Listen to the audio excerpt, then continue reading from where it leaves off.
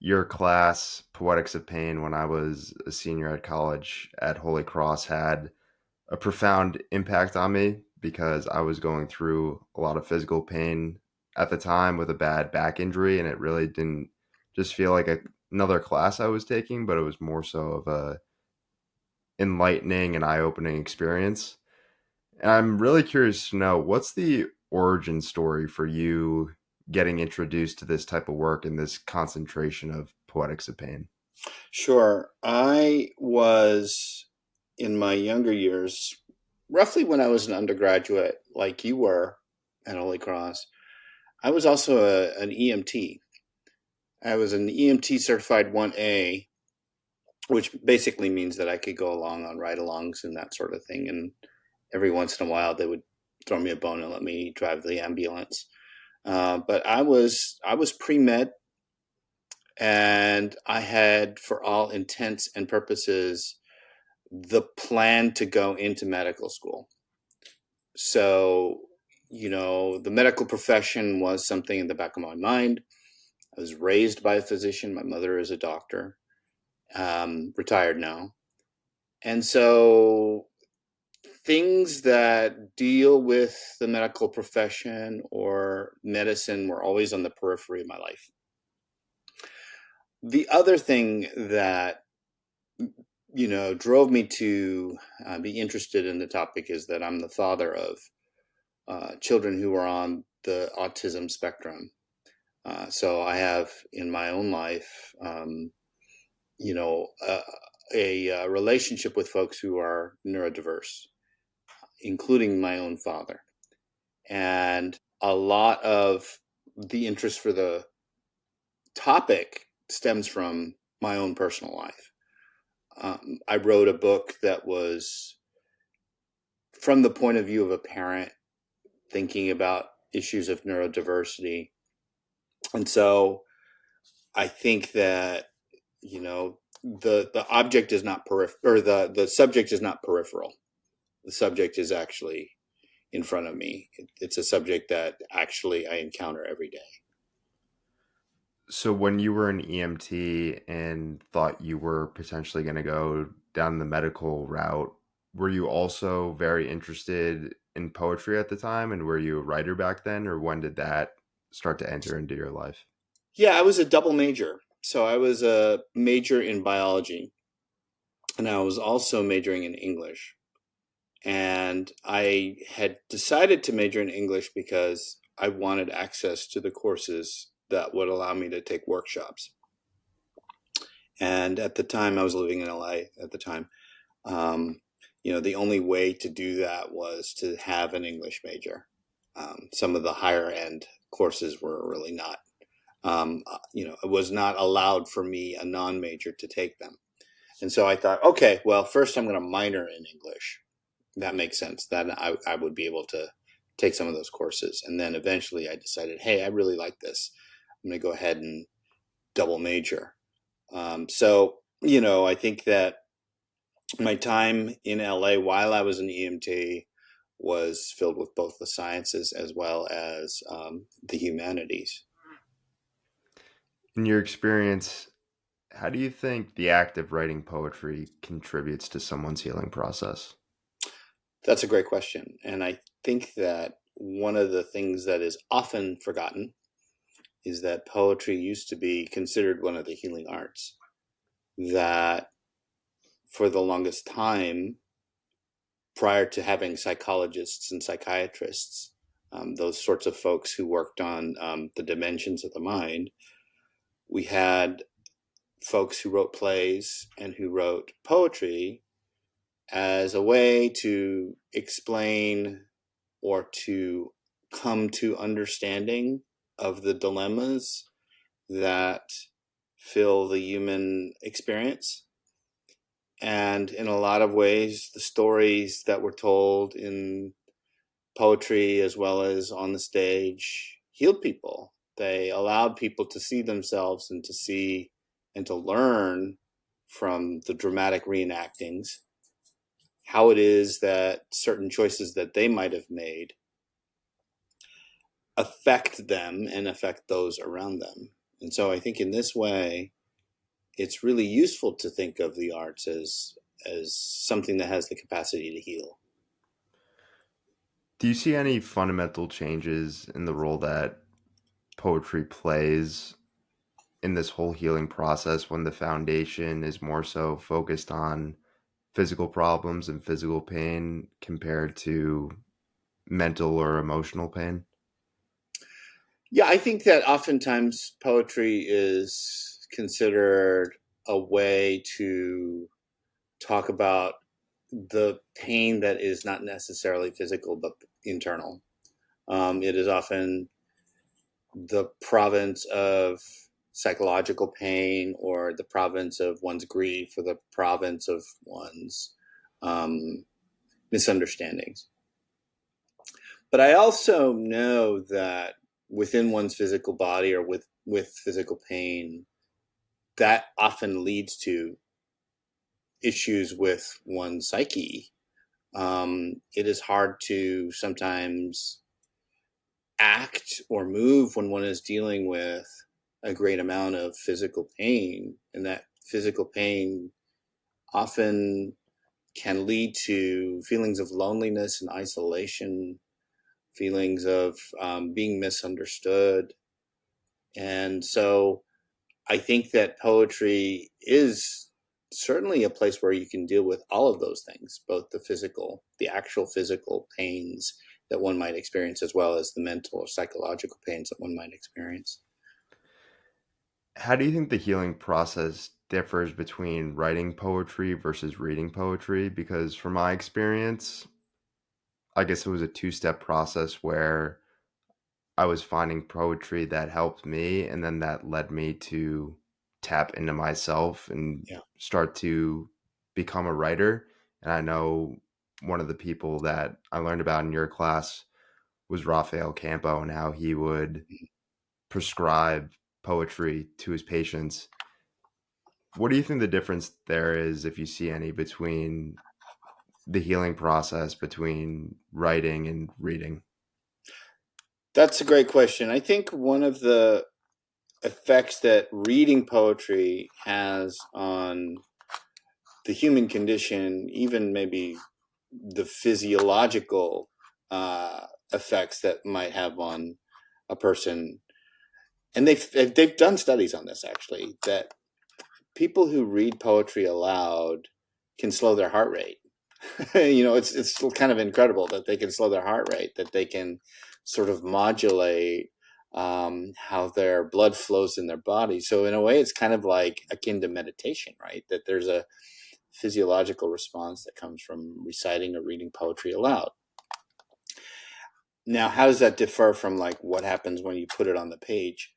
Well, I think that they're they're actions that are very they're tied together, right? That I think the aspect of self-expression or the moment that you are able to self-express or express yourself through the medium of poetry invites and opens a way for you to share with other people. And in sharing with other people through this act of writing, you're seeking or you're opening opportunities for community building. And we are social people, we are social animals. And I think through this act of community building, we can find that act of sharing poetry as communal or as therapeutic, right? That by launching into the endeavor of writing, we are stretching our wings and trying to find people out there who do the same thing. Now, also, that doesn't mean that there isn't any use for just sort of the private diarist or the private writing. I think that sometimes it's important to do a self-assessment or a self-check. I mean, our computers do it.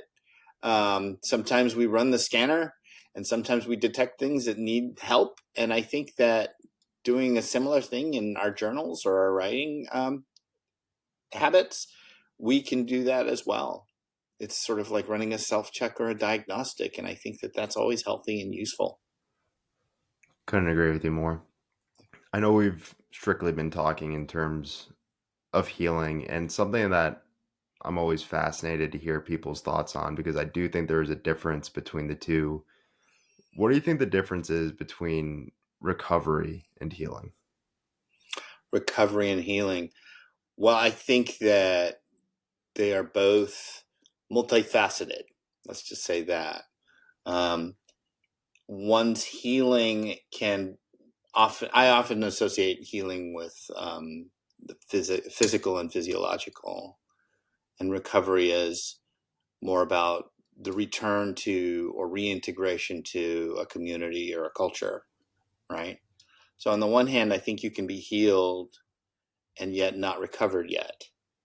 Like for example, you can feel better physiologically. You can feel like you can go outside, but maybe you're not yet ready to go to that party. Maybe you're not yet ready to be 100% yourself. And I think that um, in terms of differentiating those things, that's how I'm viewing them. That healing is getting attuned or in touch with one's physiological self or even psychological self, and feeling that space as being whole or healed. And then the recovery part is that moment where you can extend beyond yourself and you can go outside of your own self, your own body, and you can engage with other folks. How do you see poetry as being a bridge between patients' experiences and those observing those patients, whether it's the medical people that are helping those individuals or whether it be family and friends who are observing them? Yeah, I think that one of the things that I've learned, and I've been collaborating with some medical professionals, like the folks over at UMass Chan, which is the medical school here in Worcester. Um, I think one of the things that I found in working with them is sometimes we all get trapped in our own little silos of language and our own little silos of experience. So that sometimes the doctors forget that they're dealing with not a subject, but a person who is complicated. And I think that what will bridge, say, what a medical physician or a medical practitioner experiences in the day to day versus what a patient experiences in the day to day is narrative, right? I think that we all have our own stories, that stories are really essential in trying to fill in those spaces where the medical community don't exactly have language. And in terms of the kinds of pain, say, a patient might be feeling, as an outward expression of that pain, maybe telling a story might help or illustrate to the medical practitioners what is the source of this thing that this person is feeling. So, I mean, I think stories are really essential as a way to sort of bridge that gap that exists. It certainly exists. I was doing a seminar again with the pediatric unit over at UMass Chan, and some of the folks were just surprised by the ways that I say would take like a form. There was a questionnaire about autism that I took and I sort of converted into poetry. And the form itself is very cold. It's very medical. And it's basically a form that you would respond to in yes or no responses.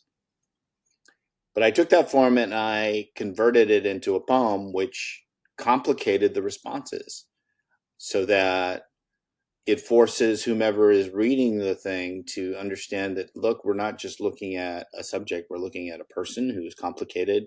And we're also not just dealing with a person, but we're dealing with the periphery of that person, which includes family and loved ones. So when you confront, say, the medical community with the notion that there are stories out there that are much more complicated versus the yes or no questionnaire responses, you get an interesting dynamic. I had a lot of doctors who approached me and said, I was really surprised and I learned a lot from this particular experience on how to deal with or how to bridge that communication gap, which truly exists. Yeah, couldn't agree more, especially from my own experiences with my back problems when I was talking with doctors or physical therapists. It's just like you said, I think cold is a great way of saying that, where Yeah. it's can just be very black and white. And I'm curious to know if you would know this because I'm not sure. When it gets into the med school space within the curriculum, is there any type of courses or teaching for this type of stuff? Yeah, I would say this, that I think there's a new movement in the medical profession that is called the medical humanities. And I think that you're seeing a lot more medical schools put an emphasis in having these kinds of courses. I know that UMass Chan here has courses like that. I know that the school down in UC Riverside, or not UC Riverside, UC Irvine in California, they actually have a medical humanities, um, program for med students. So I think there's an awareness.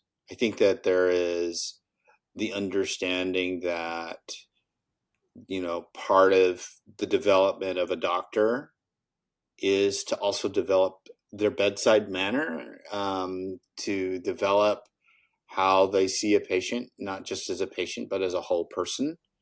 Um, I think that there's a particular type of ethical imperative that the medical profession has to take these kinds of courses, because again, you know, doctors are not dealing with objects; they're dealing with complicated people, complicated beings. But yeah, I want to say that there's a movement of these medical schools developing medical humanities programs. Um, you mentioned one of the doctors that we had read in the course. He actually has a medical humanities program in his school. Do you think there are any misconceptions about the role of literature and healing within the medical space? I do, and I think that again, as a pre med or as a former pre med, what I understood in my development as a burgeoning, doctor, even though I decided not to go through with it, was that the coursework was very, very STEM oriented. It was all very STEM.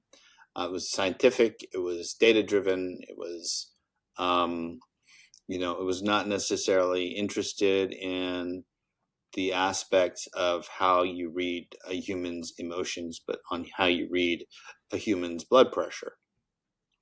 And I think though that I think that's changing. I honestly think that, you know, um, the type of training that doctors receive these days is a little bit more broad, I think. And I think that's necessary. I forget who it was specifically who was talking when we were in the course, but you had showed us a video and it had a profound impact on me because the man was talking about how I think it was with a cancer patient where, don't focus just on dealing with your pain, but allow yourself to feel your pain. And Hmm. that completely unlocked me because I felt like within my own experiences, it always felt like I was just trying to deal with that pain, trying to run away from it, trying to numb it in ways that I Yeah, could rather than simply yeah, just allowing myself to stand still, be in the moment, and feel what I was feeling. right. What do you think the difference is there between dealing with pain and feeling pain? That's great. Well, so I imagine that dealing with pain, if we phrase it in that way, is to sort of medicalize it, to understand it from a set of data points or data entry, to take it on not necessarily as a fact of the human condition, but a partition of the human condition, meaning I'm going to sort of isolate and triangulate this particular factor that is happening in your life. Um, Whereas I think the other, I can't remember what phrase you used, but Feeling pain. Yeah, feeling pain. I think that the idea of feeling pain is whole self, right? It's an expression of the whole self versus, say, compartmentalization.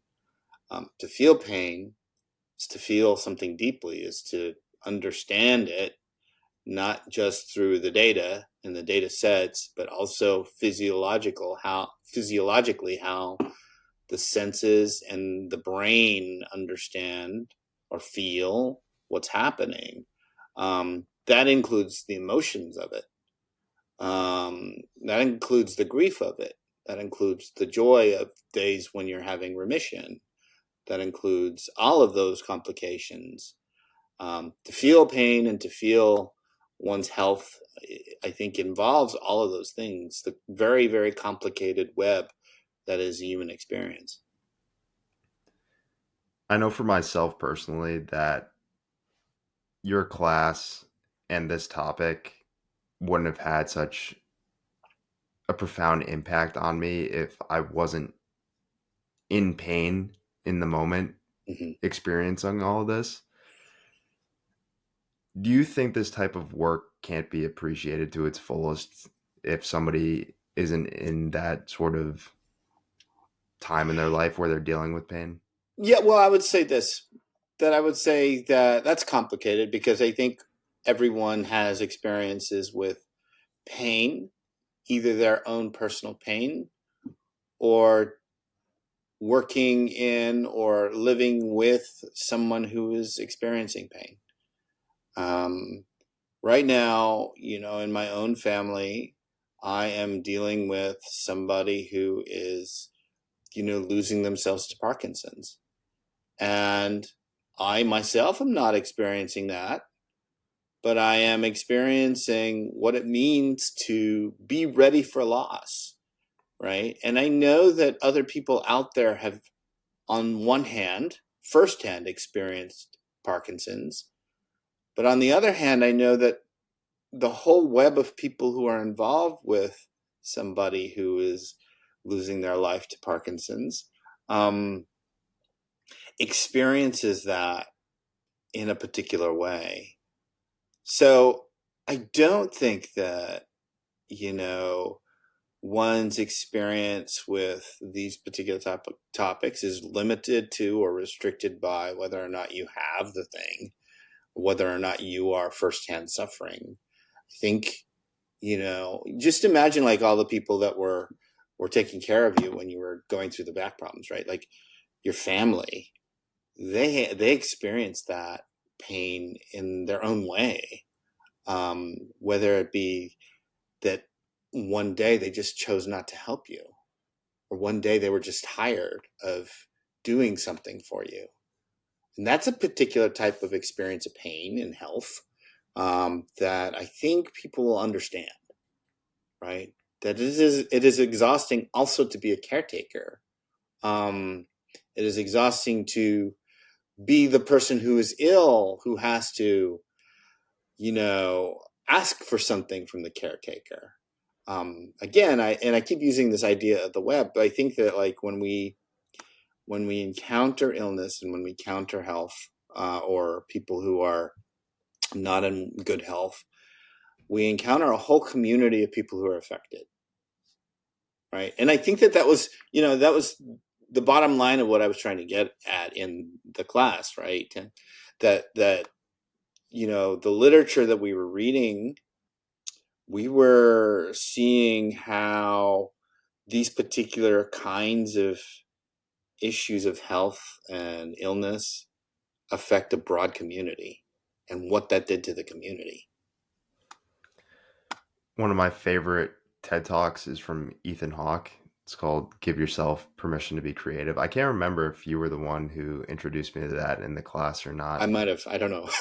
But yeah, I mean, that had a profound impact on me as well. And, he talks about how you don't realize that you need art until something bad or painful happens in your life. And he says, art isn't luxury, it's actually sustenance.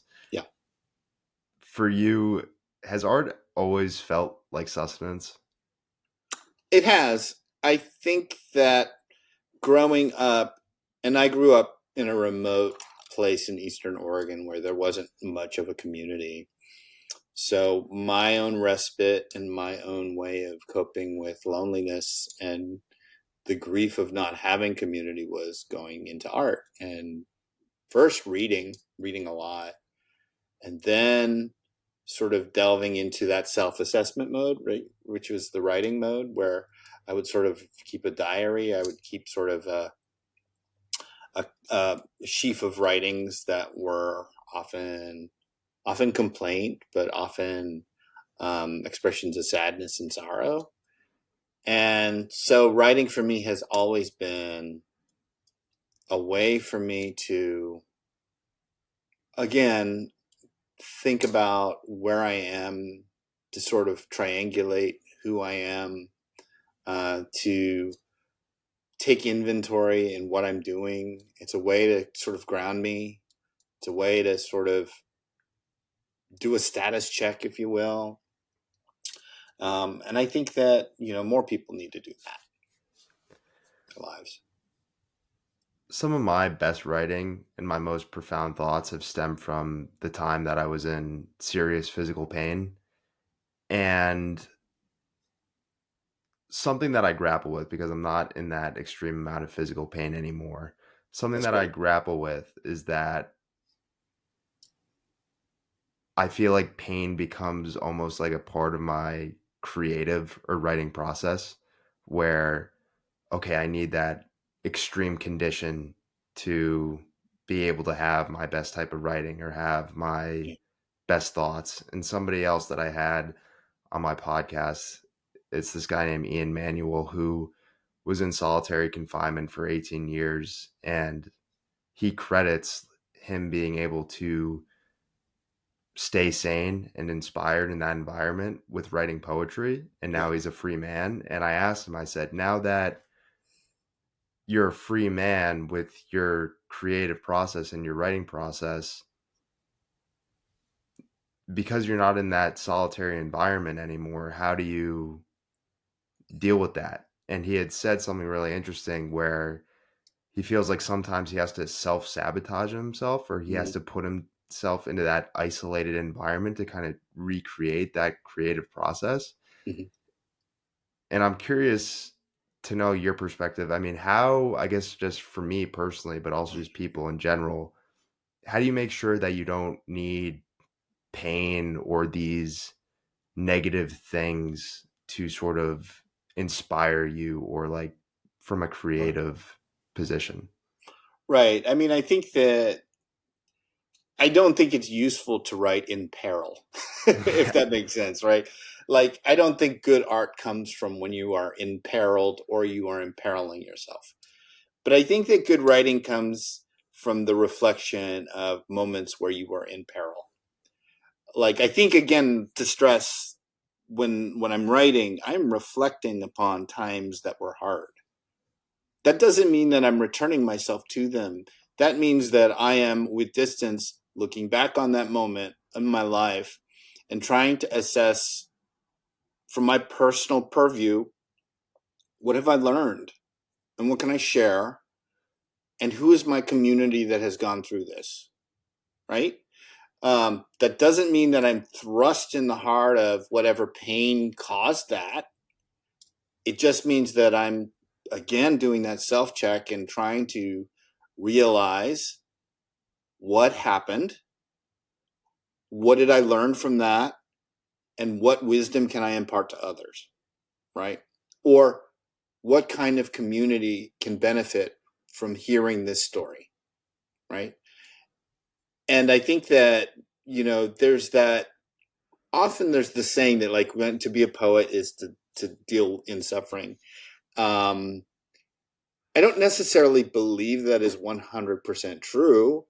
I do believe, though, that oftentimes poets access those moments so that they can return to the physiological reactions, um, that they will write on a page in lines, so that when a reader encounters that, they can immediately recognize that through the sensory details that the poet has reinvigorated on the page. But that's not like re-imperiling themselves. That's taking a moment, assessing what had happened, taking inventory in that, and through craft and skill, reproducing it so that they are activating the senses of whomever reader is taking that on.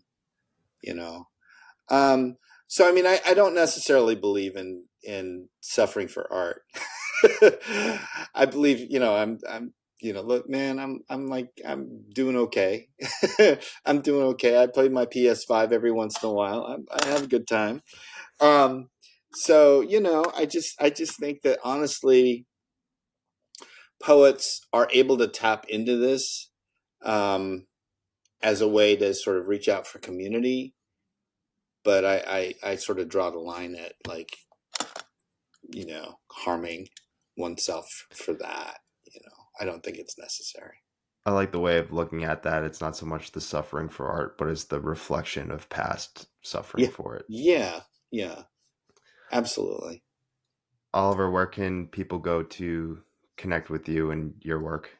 Sure. So you can look on my website. It's www.oliverdelapaz, one word.com.